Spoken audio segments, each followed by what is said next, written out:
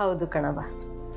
ಪಾಪ ವೆಂಕಿಗೆ ಮಾತು ಬರಕ್ಕಿಲ್ಲ, ಕಿವಿ ಕೇಳಕ್ಕಿಲ್ಲ, ಇಂಥವ್ರೆ ಅಪ್ಪ ಇಂಥವ್ರೆ ಅವ್ವ ಅಂತ ಯಾರೂ ಇಲ್ಲ.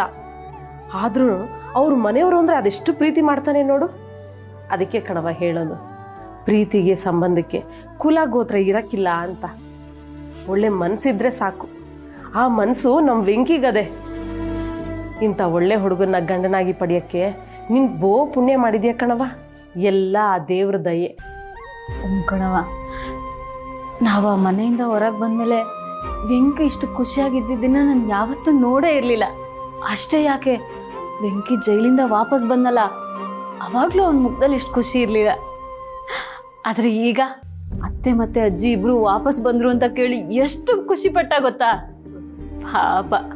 ಕಣವ, ಅವ್ರ ಮೇಲೆ ನಮ್ ವೆಂಕಿಗಿರೋ ಪ್ರೀತಿ ಅದು. ಆದ್ರೂ ಆ ಮನೇಲಿ ಆಗ್ತಿರೋದ್ನೆಲ್ಲ ವೆಂಕಿಗೆ ಸಹಿಸ್ಕೊಳಕ್ ಆಯ್ತಾ ಇಲ್ಲ ಕಣವ. ಮೊದಲು ಅಣ್ಣ ತಮ್ಮ ಇಬ್ರು ಸೇರ್ಕೊಂಡು ಮನೆ ಭಾಗ ಮಾಡಿದ್ರು. ಈಗಂತೂ ಸಂತೋಷ್ ಬಾವನ್ ಮನೇಲಿ ಮಾವ, ಹರೀಶ್ ಬಾವನ್ ಮನೇಲಿ ಅತ್ತೆ, ಅವರಿಬ್ರು ದೂರ ದೂರ ಮಾಡ್ಬಿಟ್ಟವ್ರೆ. ಇದನ್ನೆಲ್ಲ ನೆನ್ಸ್ಕೊಂಡು ವೆಂಕಿ ಸ್ಯಾನೆ ನೊಂದ್ಕೋತಾನೆ.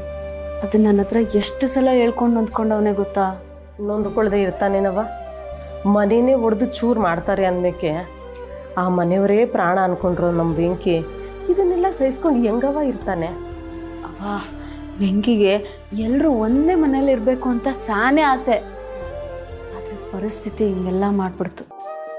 ಏನೂ ಮಾಡೋಕ್ಕಾಗಕ್ಕಿಲ್ಲ ಕಣವ. ಈಗಿನ ಕಾಲನೇ ಹಂಗದೆ. ಜಗತ್ತಲ್ಲಿ ಒಟ್ಟಿಗೆ ಇರಬೇಕು ಅನ್ನೋರ್ಗಿಂತ ಒಂಟಿಯಾಗೇ ಇರಬೇಕು ಅನ್ಕೊಂಡವ್ರೆ ಜಾಸ್ತಿ ಕಣವ. ಆದ್ರೂ ಇಂಥ ಕಾಲದಲ್ಲೂ ವೆಂಕಿ ಯೋಚನೆಗಳೇ ಬೇರೆ ತರ ಕಣವ. ಎಲ್ಲರೂ ಪ್ರೀತಿಯಿಂದ ಒಂದೇ ಮನೆಯಲ್ಲಿ ಜೊತೆಯಾಗಿರ್ಬೇಕು ಅಂತ ಯೋಚನೆ ಮಾಡ್ತಾನೆ. ಅತ್ತೆ ಬರ್ತವ್ರೆ ಅಂದ ತಕ್ಷಣ ಎಷ್ಟು ಖುಷಿ ಆಗ್ಬಿಟ್ಟ ಗೊತ್ತಾ. ಇನ್ಮೇಲಾದ್ರೂ ನಾವೆಲ್ಲರೂ ಮೊದ್ಲಿನ ತರ ಇರ್ಬೋದು ಅಂತ ಅವನ ಆಸೆ. ಎಲ್ಲ ಒಳ್ಳೇದಾಗುತ್ತೆ ಕಣವ. ಅವ ವೆಂಕಿ ಮನ್ಸು ಎಂಥದ್ದು ಅಂದ್ರೆ ಅವನು ಹೋಗುವಾಗ್ಲೂ ನೀನ್ ಆಪರೇಷನ್ಗೆ ರೆಡಿ ಆಗ್ಬೇಕು ಅಂತ ಹೇಳ್ಬಿಟ್ಟದ ನೋಡು. ಅದಕ್ಕೆ ಅಲ್ವೇನವ ವೆಂಕಿ ಇಷ್ಟೆಲ್ಲ ಕಷ್ಟಪಟ್ಟಿದ್ದು. ಅಲ್ಲ, ಇದನ್ನೆಲ್ಲ ಅವ್ನು ಹೆಂಗ್ ನಿಭಾಯಿಸ್ಕತಾನೆ ಅಂತ.